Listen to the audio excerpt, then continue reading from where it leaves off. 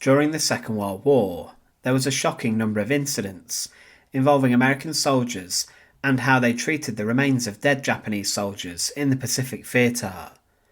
There were many accounts of Japanese service personnel being mutilated and their remains not being dealt with in a proper manner.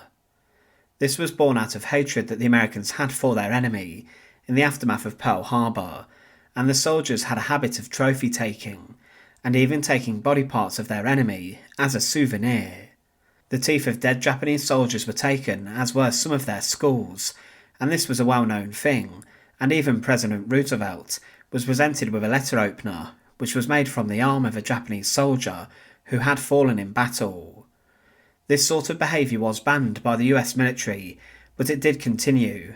However, very little action or sanctions occurred against those American soldiers who took these trophies. Some skulls of the enemy have been morosely discovered over the past few years, and there are even efforts to repatriate the remains of the Japanese war dead still to this day. Welcome to The Untold Past. To support our channel, please make sure to subscribe. The Japanese enemy during the Second World War were hated by the Americans. They had an incredibly feared reputation, and after taking out one of the enemy, there were some soldiers who took body parts from the corpses of the dead as a trophy.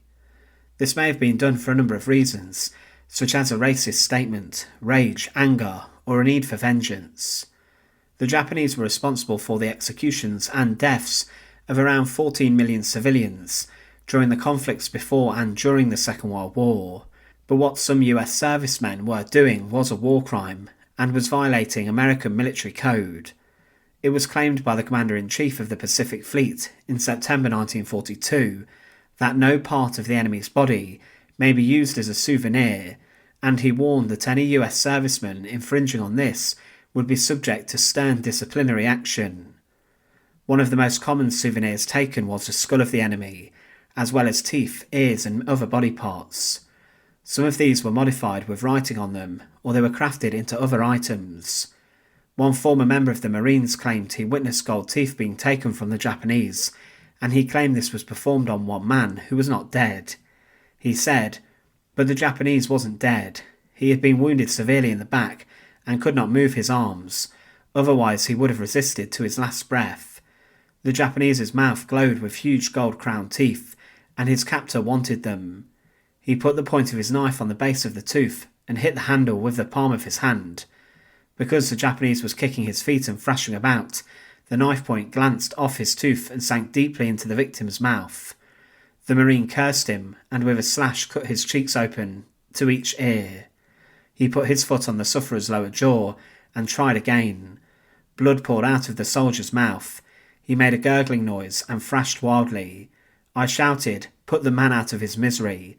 All I got for an answer was a cussing out. Another Marine ran up, put a bullet in the enemy soldier's brain, and ended his agony. The scavenger grumbled and continued extracting his prizes undisturbed. Another former member of the US Marines documented what he saw, and he claimed that the mutilation of the dead was born out of hatred and a willingness to make the enemy pay for their crimes. He said, "On the second day we captured a big Japanese bivouac with all different kinds of beer and supplies, but they found a lot of pictures of Marines that had been cut up and mutilated on Wake Island. The next thing you know, there are Marines walking around with Japanese ears stuck on their belts with safety pins. They issued an order reminding Marines that mutilation was a court-martial offence. You get into a nasty frame of mind in combat. You see what's been done to you. You'd find a dead Marine that the Japanese had booby-trapped. We found dead Japanese that were booby-trapped, and they mutilated the dead. We began to get down to their level." He claimed that the men involved in this were lowering themselves to the standards of the enemy, who were even using corpses to booby-trap as a weapon.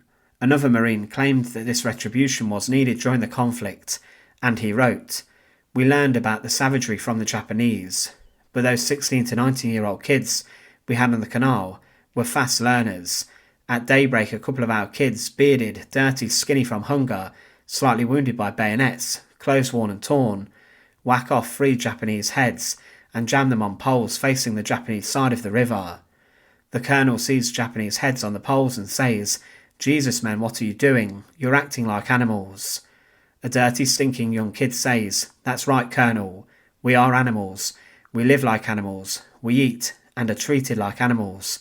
What do you expect?" In publications back home, there were certain images published that brought the mutilation of the Japanese war dead to worldwide attention. For example, Life magazine showed a severed Japanese head hanging below the turret of a gun on a knocked-out Japanese tank, and this caused a significant amount of outrage and protest in America. This led the US High Command to investigate and look at what was happening, and they expressed their discontent with the practice, and they learned that one soldier had made a string of beads using the teeth of dead Japanese soldiers, and that others had scraped the skin off Japanese heads, and had even cooked them to prepare the skull.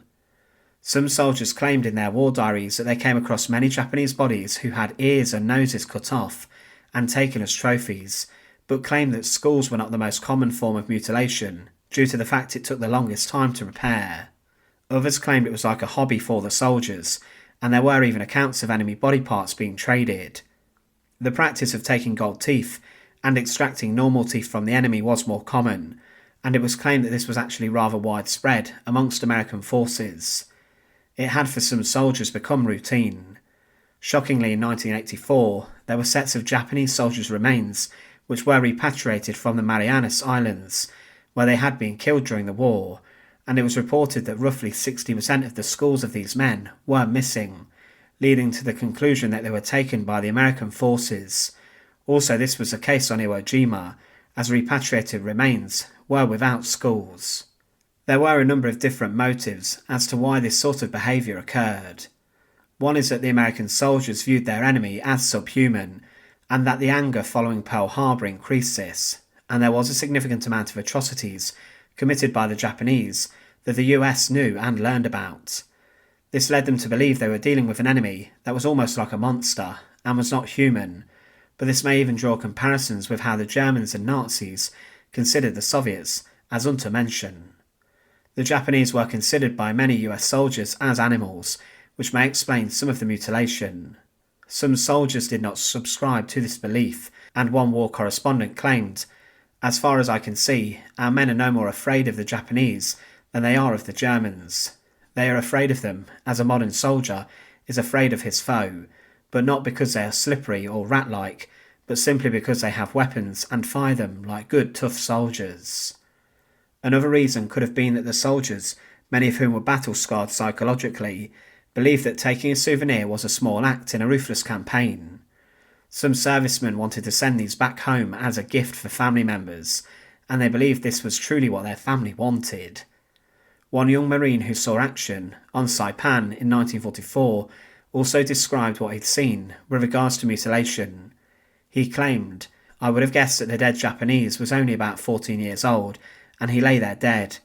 My thoughts turned to some mother back in Japan who had received word that her son had been killed in battle. Then one of the Marines, who I found out later had been through some tough campaigns, reached over and roughly grabbed the Japanese soldier by the belt and ripped his shirt off. Somebody said, 'What are you looking for?' And he said, 'I'm looking for a money belt. Japanese always carry money belts.' Well, this one didn't. Another Marine veteran of combat saw that the dead soldier had some gold teeth, so he took out the butt of his rifle and banged him on the jaw, hoping to extract the gold teeth. Whether he did or not, I do not know, because at that point I turned around and walked away. I went over to where I thought no one would see me and sat down. Although my eyes were dry, inside my heart was wrenching, not at seeing the dead soldier, but at seeing the way some of my comrades had treated that dead body. But many were driven by revenge, and much of the propaganda distributed in America had this intention, and many had heard about the crimes of the Japanese, such as the Bataan Death March, and the slaughter that soldiers had been involved in. They knew the Japanese had beheaded US servicemen in front of others, and wanted to dish out their own sort of retribution. But as mentioned, others kept these body parts to barter with others and then send back home. The American military hierarchy in the Pacific did document their concern about this sort of behaviour, but military rules and laws were not consistently applied with regards to the practice. The Japanese reported this sort of behaviour as deranged and inhumane, and they also reported on the skull trophies that were taken, but their accounts tried to galvanise Japanese forces against the Americans. Overall, during the Second World War, There were thousands of accounts of the Japanese war dead being mutilated and their corpses being defiled. The most common forms of this were removing and cutting off the ears and noses of the dead, but also removing teeth and searching for gold teeth. The practice of removing heads was also done, as was preparing skulls, by removing the skin. However, this was not as widespread as taking the teeth. It was part of the brutal campaigns in the Pacific, and there were shocking eyewitness accounts of body parts being taken. Thanks for watching. To support our channel, please make sure to subscribe, and once again, thank you so much for watching.